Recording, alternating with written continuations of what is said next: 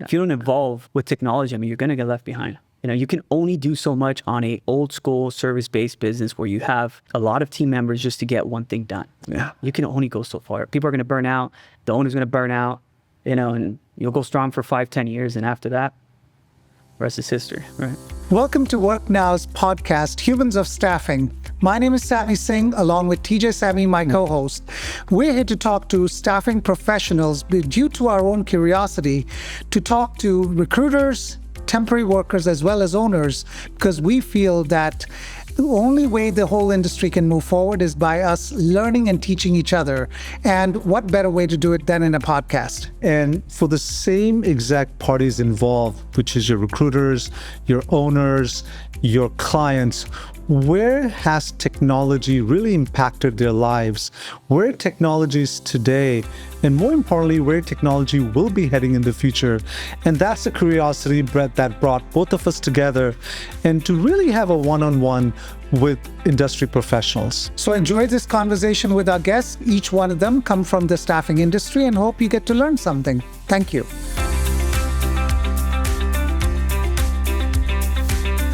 Welcome to the second episode of Humans of Staffing from Work Now. Thanks. Wanted to introduce Daniel Beltran. He's the CEO of Voyage Employer Services and a dear client of ours, and we want to make sure that we got to sit down and talk to Daniel today and really enjoy this conversation, not only in regards to what happens in business on the staffing side, but also on the personal side.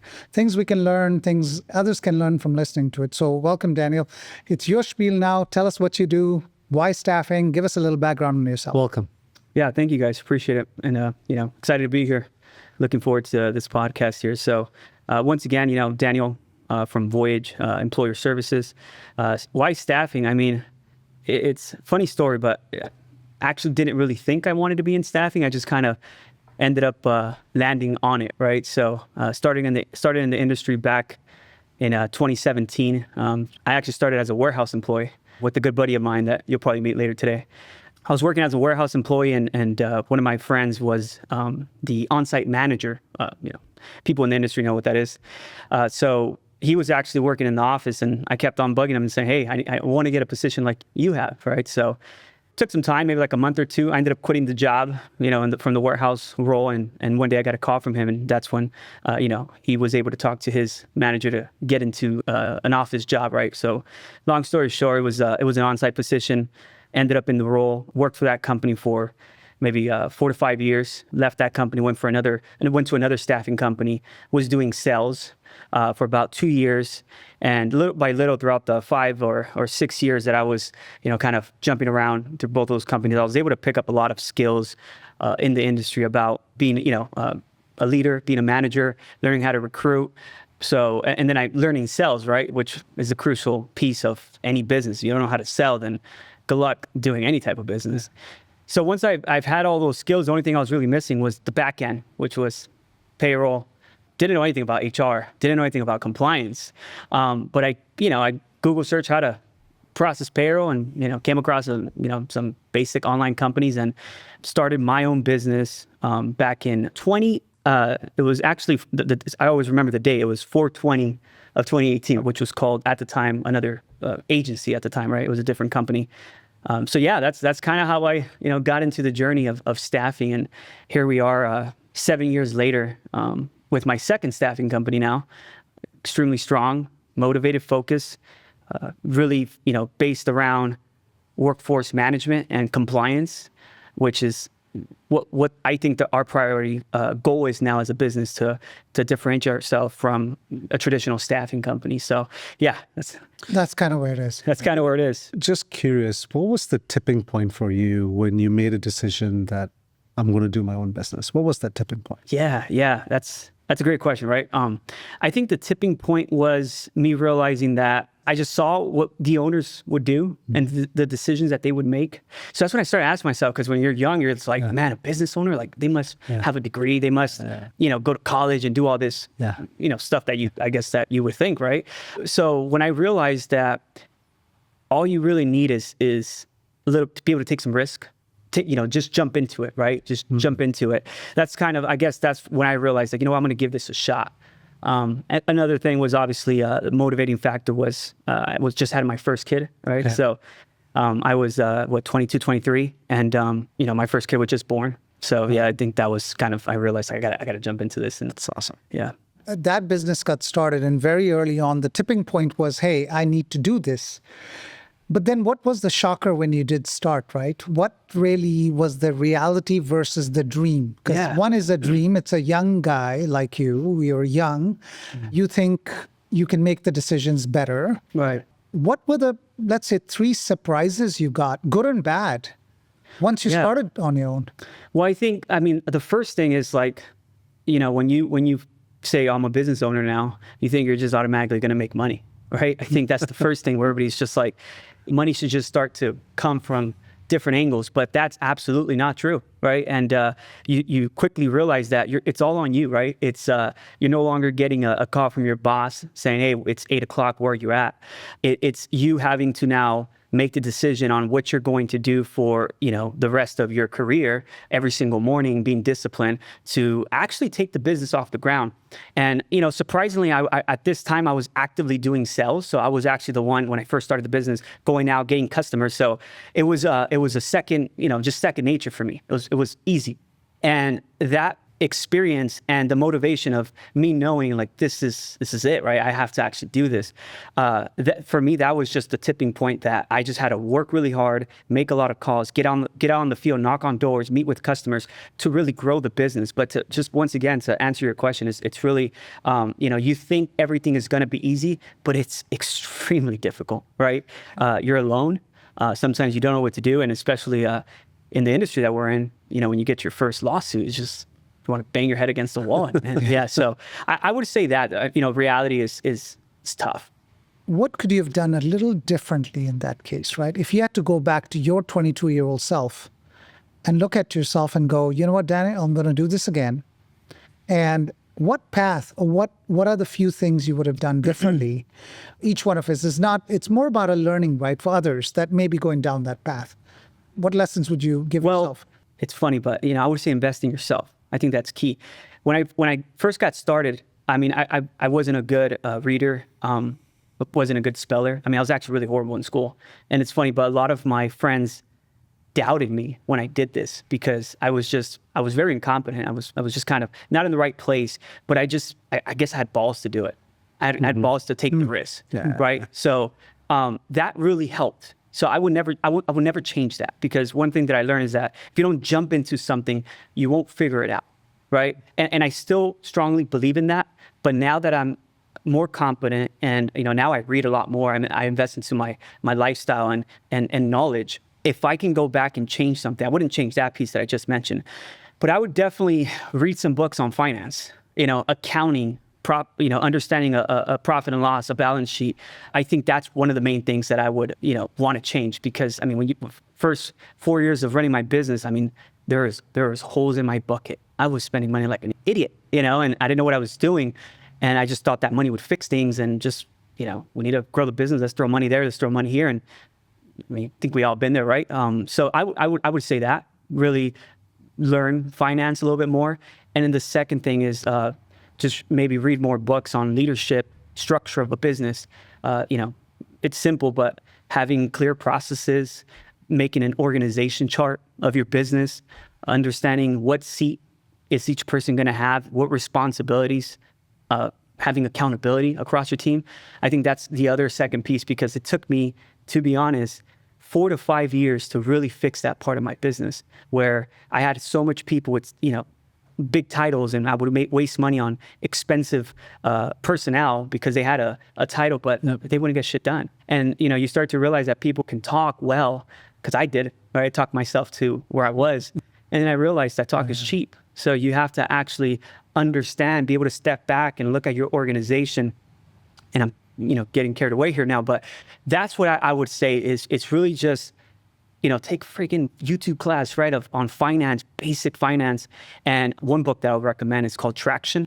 Yep. Man, so I would say just invest in that. Invest into actually, I mean, the business side, sure, you got to figure it out, right? You'll learn by dealing with clients, dealing with deals, getting lawsuits. You're gonna learn with that. I wouldn't say go get it, take an HR class and go do all that, because that shit's complex. It's hard. Yeah. I have an HR manager doing me for 3 years now, and I mean every day we learn something new.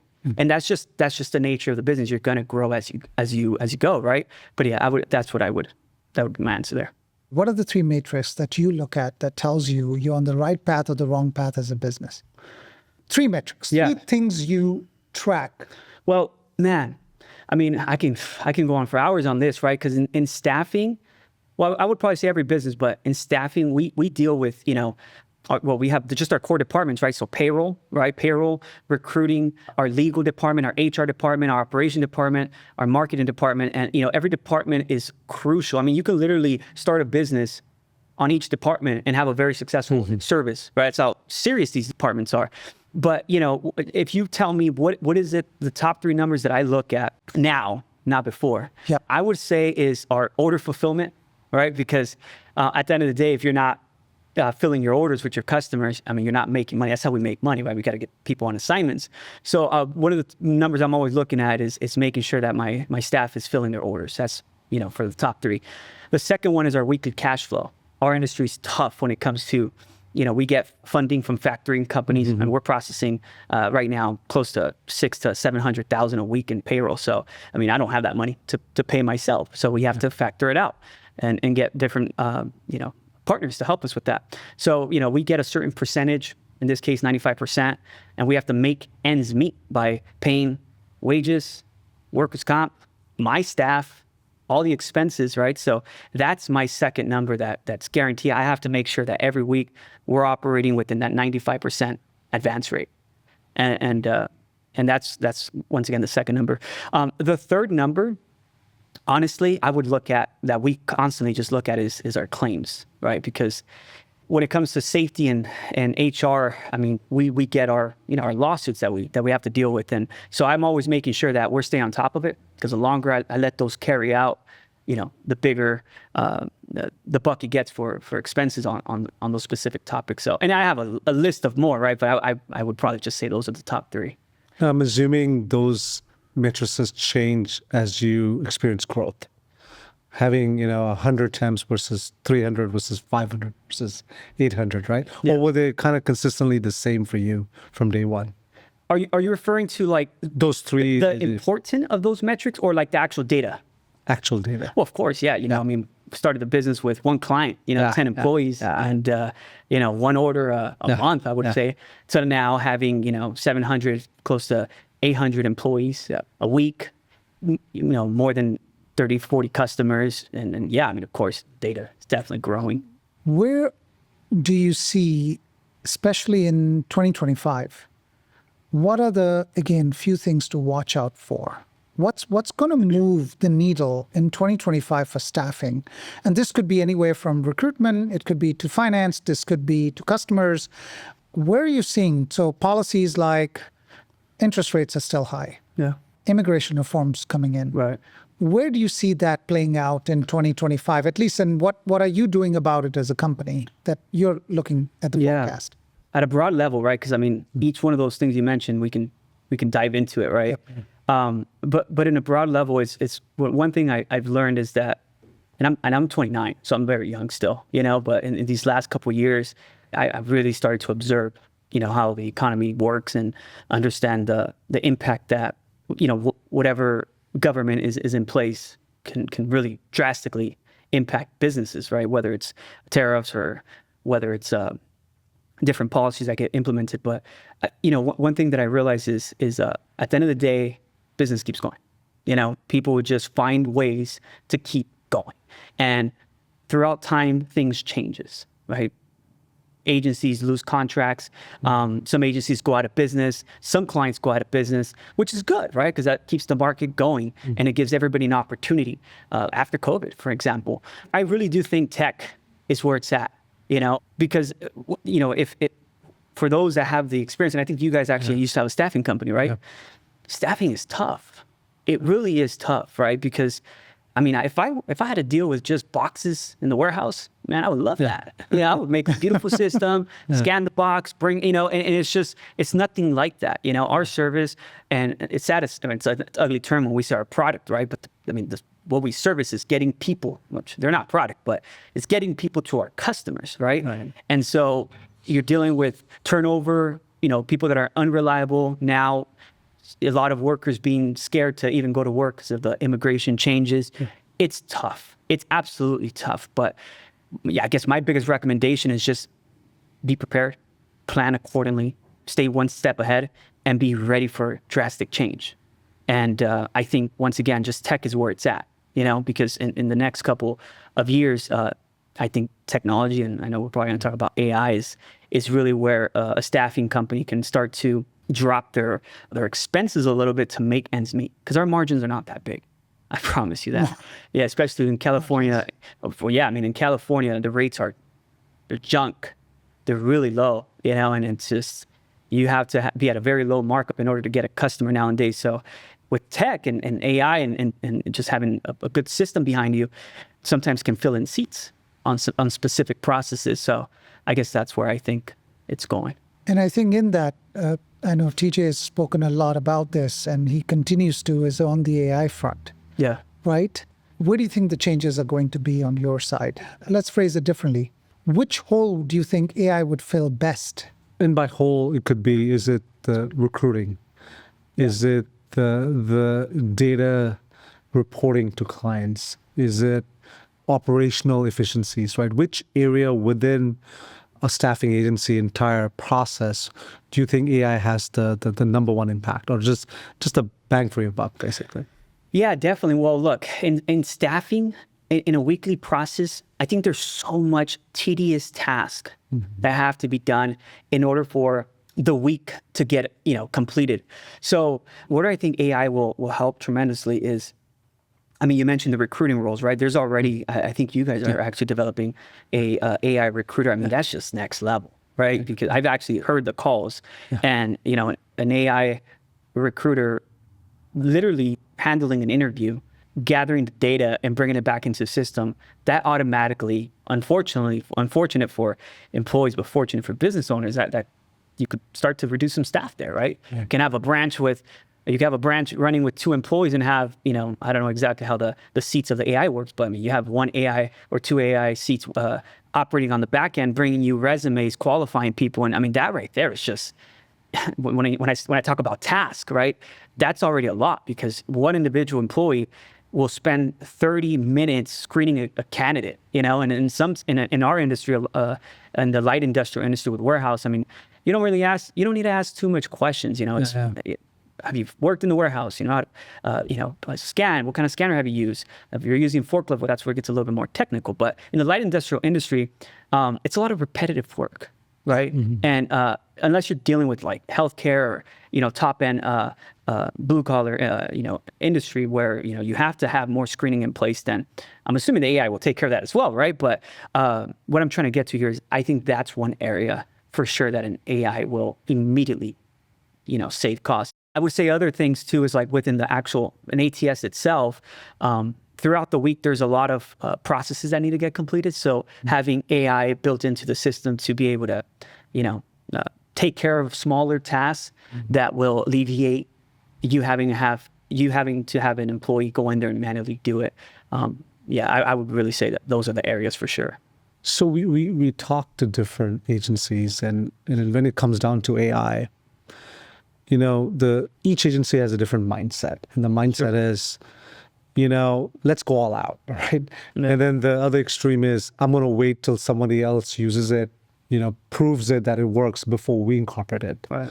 Where in that spectrum is your mindset? Like, would you be your mindset is where they're like, what, let's bring in AI, let's try it in this area. If it's successful, let's try it. Are you the type who incorporates, emerging technologies easily? Yeah, absolutely. Right. If you don't, jump on the train, you're getting left behind. Right. Absolutely, and does it work? Absolutely, it works.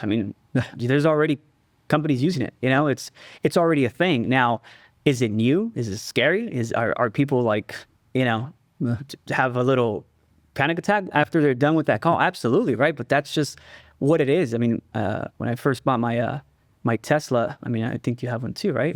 Yeah, we all do. Yeah. So, I mean, have you guys used, I mean, the autopilot? Yeah. It's just insane. Yeah. But now I can honestly say I trust that thing with my life, literally. And so I think it's just that, right? It's building that trust with it. And I think it's the same thing. I think over time, it's just going to be another thing in business. And yeah. And because if you don't, your competition is. Well, absolutely. Yeah. That's Yeah. If you don't evolve, and that's why I said tech is where it's going to be at, if you don't evolve with technology, I mean, you're going to get left behind. You can only do so much on a old school service-based business where you have a lot of team members just to get one thing done. Yeah. You can only go so far. People are going to burn out.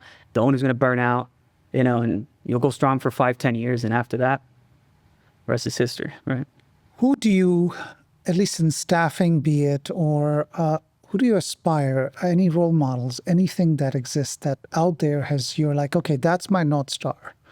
This is what, I'll give you examples. Like within staffing industry, there's few and far between agencies that have been around. I was in it in the 90s, right? There were some who charged 15-20% more markup than I was.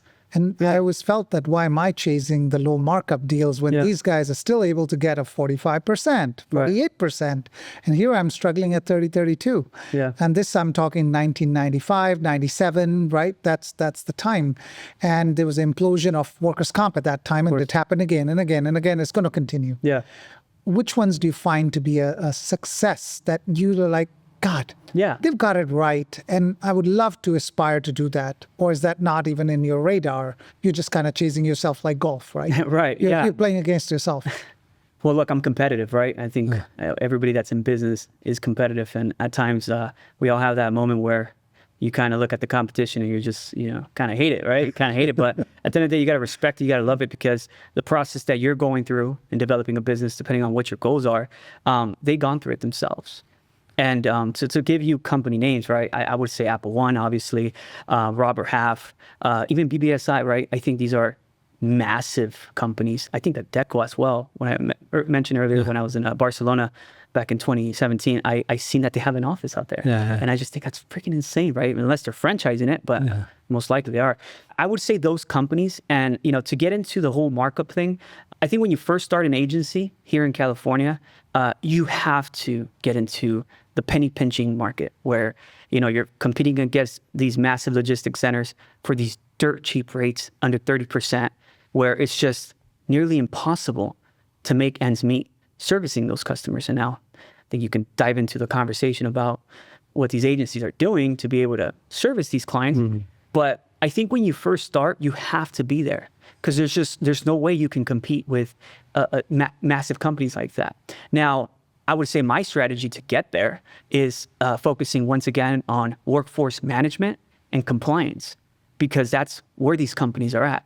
I think BBSI actually build their own technology, right? They have their own platform, and I think that's the direction I'd like to head, right? To be able to bring that to the table by having automation and AI support as well within, once again, workforce management. I know I keep throwing this word around, but one of the things that I see that lacks a lot within our customers is that they don't have the ability to actually, they can give orders to their employees and manage them in that way, right? But our customers lack a lot of, for example, like being able to give them like a sick dashboard, right? Where they're able to see, manage the schedule of the employees, be able to, schedule people off, have automatic messages get sent to those employees, giving them an interface to manage their workforce that's built around compliance. Because that's the problem. Here in California, compliance is really a thing, and a lot of these, once again, these clients that are in this lower markup rate, they don't care about it, because their idea is, I'm just going to throw it at the agency, right? They can deal with it. And well, we don't play that. If you're not going to work with compliance, then you're not going to be my customer, because I'm only going to be in business so long until you blow up my XMod or I get all these lawsuits. And that just doesn't work. I'm not going to be changing my name every other month to keep you guys happy. And so long story short, just to answer your question there, I would say those are the companies that, I aspire to get to, but it's hard work, dedication, going through the pains. We already talked about Pada, right? Pada is another big thing, but they got there. And I think they got there with starting from the bottom, and they've been in business for years now, decades. you know? And that's what, I've heard of Apple, the gentleman who used to run it. I mean, true story, somebody who worked for them for 10, 20 years always told me that the owner, they lived in West LA or wherever they lived. He would be in a San Diego office on a Monday morning at 7 a.m. He'd be sitting there waiting for his staff to come in. And he did this with and they had tons and tons of branches. I do not know whether he's still alive or not, or I know they've retired for sure. That's the level of discipline that he had with his company. Yeah. And everybody knew that on a Monday morning, the whole staff at 50, 60, whatever locations didn't know which one he's going to be sitting at. Oh, so it was different locations. Yes. Oh, wow. He would just show He up. would show up. You just show up. At 6 a.m., he's going to be there, or 7 a.m., whenever it opens up, and he's going to be sitting right there waiting and going through, and not really just proving to them that every single day he was at either a client site or one of his offices, knowing that they knew. And that's the kind of work ethic that got them there, because the temptation's very easy to go to the other side, right? Absolutely. Staffing. And you know what, to touch on that too, like it's difficult to build a company, once again, I mean, you look at Tesla and, what Elon's done, but long story short, I mean, what those agencies have done is extremely difficult, and it's all done on hard work, dedication, structure, and consistency, so that's why I aspire, to build a company that big and be able to eventually franchise it in one day. I mean, it's difficult. It's the culture, right? The toughest thing is building that culture. The team to do it, right? Yeah. Daniel, what is your superpower? That's a very interesting question, but I would say that the ability to be able to kind of forgive myself for my mistakes and just forget it and not let it carry on. Because I hear that a lot. Where like that is amazing. That is good. I hear that a lot. Where people just like they can't can't let it go. Yeah, they can't let things go, or problems from the past, or mistakes that they made, and they just kind of let it ruin the rest of their life, right? And to kind of pick up on the specific question here, like prior to, even when I first started my business, before I started my business, I used to party a lot and drink and, do the dumb things everybody young does. kid does, everybody right? does. Yeah. But it was for a very long time, like 6 years. I think I was like, 18 all the way till, 21 or so. And so I would say that I was really upset at myself for like wasting so much of my youth, right? So much of my energy on people that didn't really need it, focusing on the wrong things. So I would say that's probably one of my abilities, is just be able to kind of forgive myself and just keep moving forward, right? And I'll give you another example here, right? With my first business, I got so many lawsuits, Paga, as an example. And it's just like, I remember one of my staff members told me when I got hit with I'll drop some numbers here, but my first Paga lawsuit was, it was valued at like $2.3 million. That was the violations that we had, right? And I remember I had a meeting with my staff, and I mean, you can just imagine. Right. They're probably like, we're done here. Going under. And I was just like, yeah, of course, right? It's tough, but you have to be tough. You have to just be able to put the poker face and, go to the restroom, bite yourself or hit the wall, but be able to come back out and be like, hey, it's going to be fine. Don't worry, man. We'll figure this shit out, And I remember the next day I came back into the office in the morning, just happy, ready to get after it, figure it out, see what we're going to do, plan. Yeah. And one of my employees pulled me aside. He's like, dude, I just don't, like, how, like, can you, we had this meeting yesterday, and now you have this lawsuit. Like, how can you just come in the next day, like, if everything is fine? Yeah. And I take everything personal as, like, if we have this lawsuit, it's because of a mistake that I made, because of lack of knowledge that I had. I put ourselves in this position. I put us at risk. We didn't do this right. We didn't do that right. I take the blame for that. But now this is our solution, right? So that was just another example I wanted to give you. So I would say that's probably a strong ability that I have. And that goes down the same path of Ikigai that we were talking about, which is every single day sitting down and going, I've got a purpose that's more positive, and forgetting what happened at the past. Yeah. None of us can change the past. We can learn from it. Yeah. But nothing in life does better than you getting up. And in entrepreneurship, I think me and TJ can both attest to this, just like you, that you can have the worst day, but the only difference between someone who survived who didn't is the one who woke up the next day and still went back at it. Still went back at it, yeah. I mean, you're consistently fighting rejection, right? Yeah. I mean, absolutely. 95% of the time, right? You're putting out fires, but you wake up the next day, you put your hat of positivity, and say, let's go fight another day. And it's so funny because I would think that it's easy to do, but it's not. Right, but I guess it's not because I have one of my attorneys, right? When I dealt with these lawsuits and many more, I have other ones that we can talk about. It's very common. Yeah, it's very common. Yeah. He gave me, I guess, a good comment too. He's like, dude, for your age, like, for you to be able to just take this in the chin and show positivity, like as I'm sitting in those hearings, or forgot the other term that we use, deposition. There you go. Yes. Depositions, right? And trying to settle on a number that's like a number that could take me out of business, right? And just having a straight face and just like, all right, it is what it is. Right? We're going to have to figure this out, you know. And what my attorney told me, he's like, dude, honestly, like we had other business owners that start, you know, crying or, you know, screaming at us or cursing us out because we couldn't change it, and like you just freaking handled it as it's supposed to be, right? And I bring it up because I would think that, I guess that's easy to do, but I guess it's not, right? It's not. So, it's not. Yeah. So It's not. It's a way you probably have heard this. I know I've heard it. TJ's heard it all our lives. You'll meet these few people that will tell you why they don't want to be in business because they did business one time and got burnt on it, and they swore never again to touch business again. Yeah. They were never meant to do business. Yeah. And business, all it means is 95% rejection. 100%. It's my analogy is it's a hill. It's a round cone that you're trying to climb up on. Not only is it slippery, but there's all kinds of objects coming down all the time. You're going to get thrown. You're going to go to the left, climb up all over again. And then you're going to get thrown down. And once in a while, you're going to make to the top. But if you don't watch it out, you'll be down at the bottom in 2 seconds. Absolutely. Yeah. Right? That's life, but that's the joy of it. And there's no difference in it.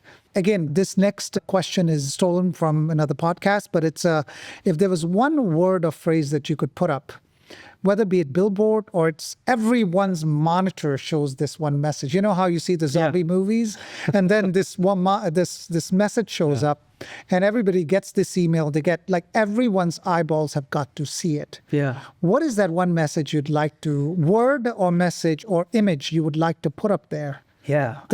That would define. I mean, there's so many, you know, motivational. Now you can have many if you want. Right. It's okay. But you know, I think once again, I'll just to keep it simple. Discipline, right? You know, doing something when you don't feel like doing it. I mean, for me, and I you know, Edgar will probably go deep on this too, but for the last 2 years, I've changed my lifestyle and been working out a lot. Like, you know, I work out Monday through Friday every morning at 5 a.m. I go down to my gym, start working out. And some days I'm telling you, like, I just can't. Like literally, I just can't. Like, you know, I hate leg day, right? Who likes leg day?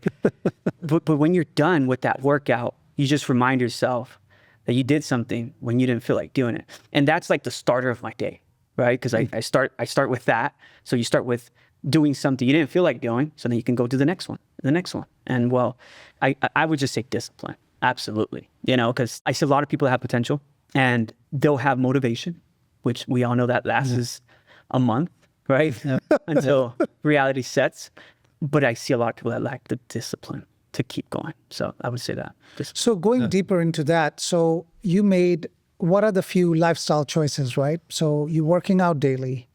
You made changes to eating and drinking habits as well? Yeah, definitely. So my workout routine is, so Monday through Friday, I have this app. It's called like Fitness AI or something like that. And it's funny, but it works because what I realized is that before I used to go to the gym and I didn't have any type of workout routine, right? And I would just, you know, watch, look, okay, let's go do that. Let's go do this. Oh, I'm going to run for 10 minutes. And it was ridiculous. I wouldn't get any results. And that's why I think everybody quits, because they don't see any results. So anyways, long story short, whether it's an app or whether it's a piece of paper, but I think if you have a workout, and I think Edgar will go deep into this as well. If you have a workout plan that you can follow every day, and this app, you're able to, you know, click off the task that you complete, and it makes you feel, you know, successful when you're done. And I was looking at it yesterday. I just completed my 156th workout. Right? Oh, wow. Yeah. So, and you look at that and it's like, it's a motivational thing. You're just like, dude, I want to keep going. Right. So anyways, that's Monday through Friday. It's all, you know, lifting weights, and I do 1 mile every morning, Monday through Friday. And then on the weekend, so like Saturday morning, I'll still wake up like around 5, but I'll get to work on my computer, read a book or something, or just read a couple of pages. And then at 7, I'll go downstairs again and I'll do like a kickboxing class, or I'll do yoga. So I'll do just kind of light workout. Sundays, I'll take it off, spend time with the family and kids. And to get to the next thing is dieting for sure. So I use Factor, which is like an online app. Really, things like that. Factor? Factor, yeah. So Okay. it's meal preps, and meal preps come to my door.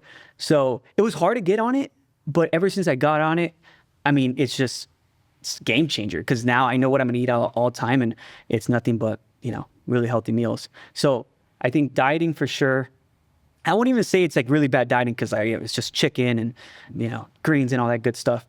Alcohol. I had to cut alcohol for sure. How long ago did you cut that? I would say 2 years ago. Did you just go cold turkey one day, or? Yeah, I had to. Wow. I had to, because I had to drink it wrong, right? And it's funny because it was just more of like a thing when you hang out with your friends. Every weekend, I started drinking, and I think the main reason why I stopped drinking is because I realized how much time I wasted trying to recover after a weekend of drinking. Mm-hmm. I wouldn't get back to work until like Tuesday or Thursday, right? Tuesday or Wednesday.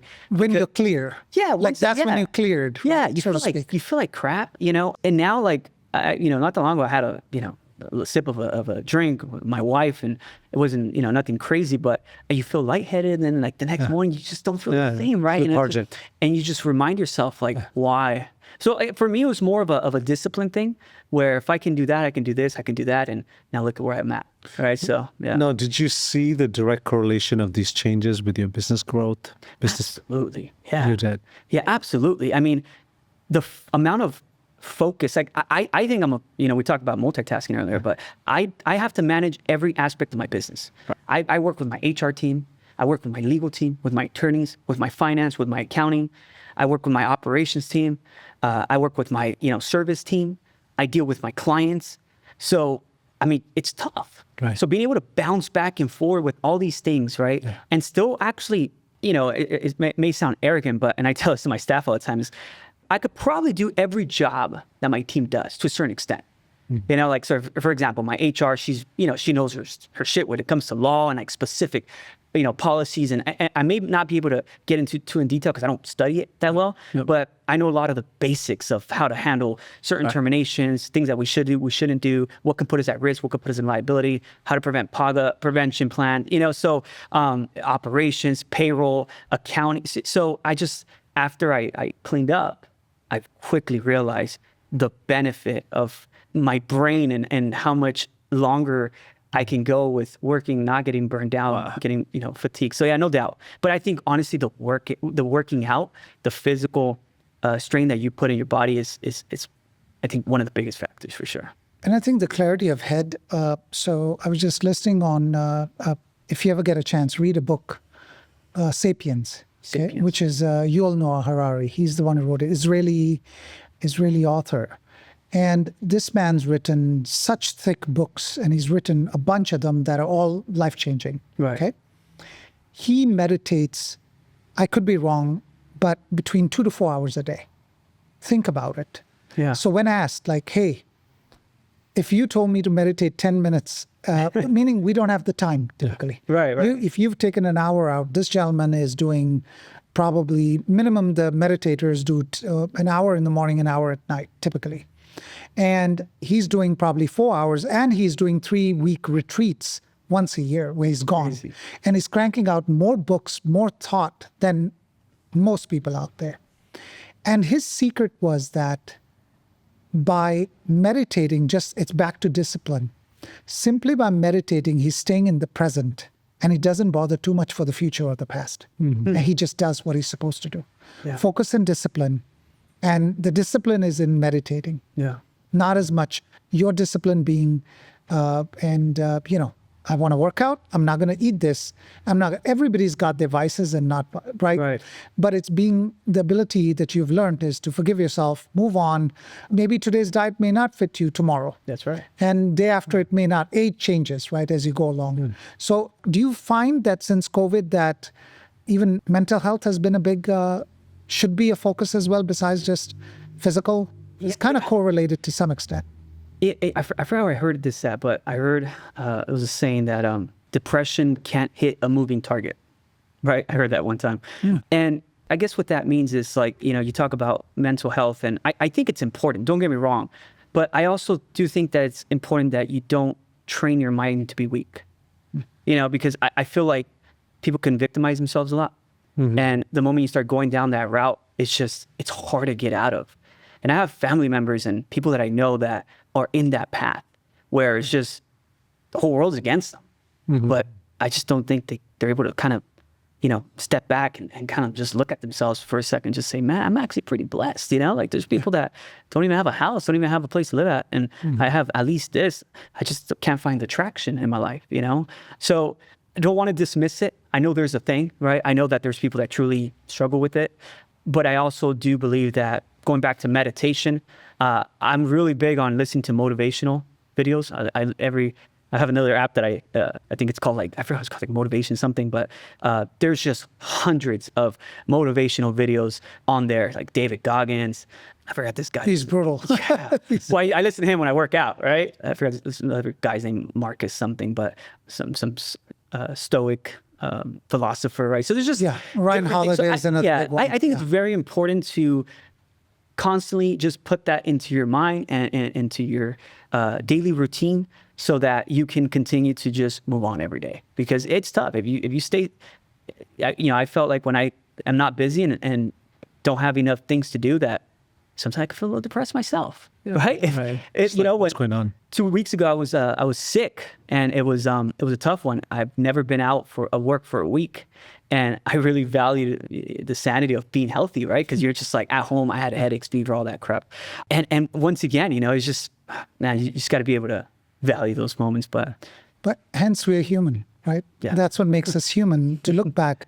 So at least in our culture as Indians, think about it, that I was just listening to something. These things have been said not only hundreds but thousands of years ago, that what you say is what's going to become true. It's plain and simple. Don't even utter the negative word out of your mouth, because you're manifesting that's where you're going to be, right? So positiveness, being there, getting your discipline down. And where do you foresee yourself at when you've hit 50? What do you imagine in your head? If we were just doing this again at 50, I would be asking, Daniel, what are you doing today? Yeah. Where are you at? Well, I hope I'm not slowing down, right? I've actually taken other business ventures besides staffing, for the same reason, right? Because you don't know where things are going. So I'm into real estate pretty deep. Okay. So I have a couple rental properties and an Airbnb. So, we buy them, flip them, and we put them out for rent. My wife's actually a real estate agent. So, it's a side thing we do. In 50 years from now, I would say that, I would hopefully at that time have the businesses running themselves and just enjoying a retired life, but still working, right? Maybe working on projects. I don't see myself not working. It's entertaining, keeps me going. So yeah, I would say that I'm still in business, definitely actively in business. Actively in business. That's once a businessman, always a businessman. Yeah. That's the key. If you could change one thing about staffing today, what would you change? Yeah. The industry. If you had to take the whole industry, I wish this one thing just wasn't there. Well, that's a good question, but I think the staffing industry is like the old Wild West, right? Because there is no bumper else. Like there's no governing agency that governs the staffing industry. That is so true. And for example, in real estate, my wife just got her license a couple months ago, and she had to take an exam, and there's so many. There's I forgot the specific board that governs them on specific contracts and things that they can do. Regulations. Yeah, it's legit. So in the staffing industry, it's like it's not, and it sucks because if one, I would say, gangster business owner, I'm not gonna say crook, right? But one gangster business owner wants to do things that are not ethical, and it works and it makes some money, then he'll continue to do that. So now the whole industry will start to kind of go that way, right? So I would say that, because now one thing that I realize is when I go and I meet with clients, they don't care a lot about, some clients, not all, right? Good companies do, but clients that just care about the numbers and profits, and which everybody has to, but they don't care about the compliance of the employees, the well-being of the employees. They don't care about turnover. They don't care about how much money they spend on retention. So they don't look at those things. They just want the cheapest rate and for them to call you and you'll be able to send them people. And that sucks because it's a horrible place to compete in, because you'll have 100 people and from one day to another, you can lose a client based off of a markup, to 1% discount or 2%. And these clients are quick to just drop you. And I truly believe that's because they don't look at the structure and the compliance that this service brings. So I would probably just say that some type of agency that has bumper rails and lays out the foundation of how staffing companies should be operating. So having done this now long enough, do you think you'll stick to staffing as long as you possibly can? Yeah, absolutely. I think it's, even though it's, I complained about it several times, I still think the challenge of it is what I like, because it's hard. It's really hard. You can get up to 10, 20 customers, but getting into Apple One, getting into Adecco, that's the goal. That's the vision. And so I think that's where, my motivation and drive to do this every day. I work long hours and, improvements in my business. May not be out on the floor actually, checking in employees or recruiting, but we're working on the structure, the foundation of the business, the training. So there's so many projects that, we're running at the same time to grow the company and take it into the direction that we should be going. So, I think so. I'm excited about the industry, and, with this new administration, things are going to change. But once again, like I said in the beginning, when things change, opportunities open up. And businesses find a way. Yeah. Everybody does. Yeah. And have you started seeing overall the trend as an industry where the show-up rates are going down, and it's a little bit more struggle of getting people? One, they may be in your database, but they're not, you asked for 10 and 5 showed up that morning solely because of other stresses, or there's a decrease in the volume of goods moving through the warehouses in the manufacturing. Have you yet to see that at all? Yeah, well, I guess to touch on show-up rate, it's always been the same. We're in the light industrial industry, so you're paying minimum wage, right? So I think it all really depends on what you're paying, on the type of show rate that you're going to get. I haven't seen a difference. For me, it's the same. If you want to dispatch 5 people to a job order, you need to send 7 or 8 to get the 5 there, right? And even when the 5 get there, you'll be lucky if the client keeps, 3 of them or 2 of them, because sometimes, now these customers want like all the experience in the world, but they want to pay these minimum wage. dirt cheap minimum wages. So I would say that. What advice would you give someone who's trying to get into the staffing business today? I don't think it's a bad industry to get in. There's definitely life-changing money in it. But I think that's kind of in any type of business, right? Are you in it for the money? Are you in it because you're passionate about it?